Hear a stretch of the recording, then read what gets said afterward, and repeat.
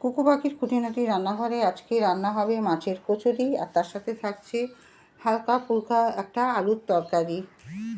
মাছ আমি ভালো করে ধুয়ে বেছে নুন হলুদ দিয়ে সেদ্ধ বসিয়ে দিয়েছি। আর মাছ হচ্ছে এখানে ভেটকি মাছ না, এখানে কাতলা মাছ আর কাটা পোনা আমি সেদ্ধ বসিয়েছি। মাছ সেদ্ধ হয়ে গেছে, ভালো করে কাটা বেছে নিতে হচ্ছে, কারণ কাতলা মাছে বেশি কাটা থাকে না, কাটা পোনায় যত বড়ই পিস হোক ঝিরিঝিরি কাটা থাকে, তাই ভালো করে বেছে নিচ্ছি। আজকে এখানে রান্না করছে কুকু পাখির মা, আমি হেল্প করছি।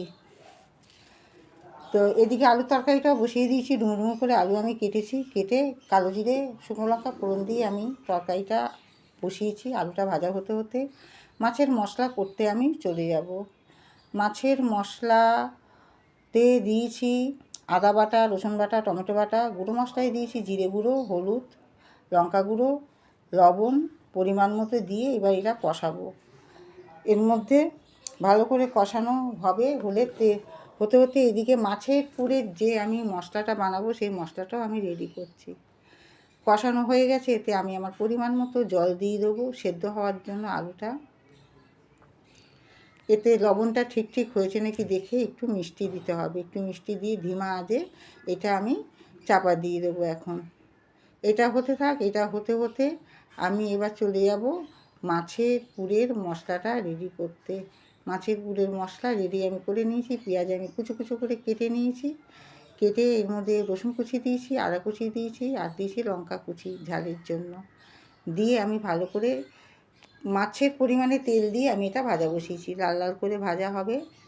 ভাজা হতে হতে এতে আমার পড়বে হচ্ছে গুঁড়ো মশলা। গুঁড়ো মশলা এতে দিয়েছি লঙ্কা গুঁড়ো, হলুদ গুঁড়ো, একটু সামান্য জিরে গুঁড়ো, আর দিয়েছি চাট মশলা, আর দিয়েছি লবণ, পরিমাণ মতো একটু মিষ্টি। পুর তৈরি করতে করতে আমি মেখে নিলাম ময়দা মেখে নিয়ে নিয়েছি কেটে নিয়ে।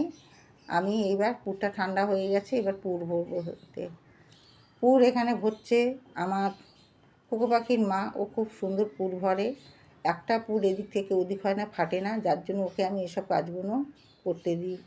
ও খুব ছোটোর থেকে এসব কাজ করতে ভালোবাসতো, ওর ঠাম্মার সাথে এগুলো করতে বসতো। এবার যে কটা আমার লাগবে সেই কটা এখন আমি পুর ভরে বেলে ভেজে নেব, কেন আমার কুকু পাখি অপেক্ষায় রয়েছে খাওয়ার জন্য। ভেজে নিয়েছি 10-12টার মতো আমি ভেজে নিলাম, বেলে নিলাম আগে। নিয়ে এদিকে এগুলো বেলতে বেলতে আবার কড়া চাপিয়ে দিয়েছিলাম আমি তেল গরমের জন্য। তেল গরম আমার হয়ে গেছে, একে একে আমি এবার লাল লাল করে ভাজবো।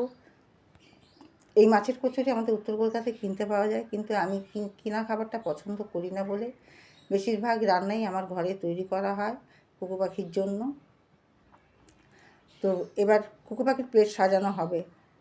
ও একদম অপেক্ষায় রয়েছে যে কতক্ষণে ওকে আমি প্লেটটা সাজিয়ে দেবো। তার মধ্যে আবার দোকানে যেরকম কাগজের প্লেটে খেতে দেয়, ও নাকি ওরকম কাগজের প্লেটে খাবে। তাই বাবা ঘরেতে রয়েছে, বার করে দিয়েছে।